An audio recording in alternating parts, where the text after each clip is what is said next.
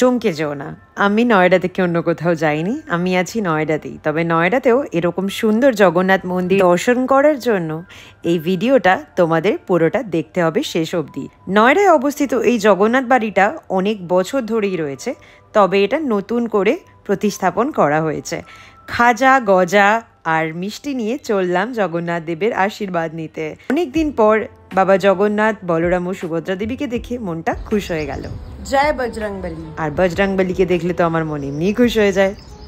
মন্দিরটা দেখে লিটারালি আমি মুগ্ধ হয়ে গেলাম, ভীষণ ভালো লাগলো। নয়ডার মতো জায়গায় এরকম জগন্নাথ মন্দির পাওয়া লিটারালি বিশাল ভাগ্যের ব্যাপার। তাই তো আমি বলি, আমি কলকাতার বাইরে থাকলেও নয়ডাতে বাংলার বাইরে একটা আলাদা বাঙালি পরিবেশ পেয়ে গেছি, যেখানে নিজের পরিবারের মতোই আমি থাকতে পারি। আমার যেখানে হোম টাউন সেটা হলো শ্রীরামপুর মাহেশ, আর সেখানকার জগন্নাথ মন্দির কিন্তু অনেক ফেমাস। অনেক দিন হয়ে গেছে আমি বাড়ি যাইনি, তাই জগন্নাথ মন্দিরও যাওয়া হচ্ছে না। এখানে এসে বেশ ভালো লাগলো। নেক্সট টাইম বাড়ি গেলে অবশ্যই আমি জগন্নাথ মন্দির যাব আমাদের মাহেশের।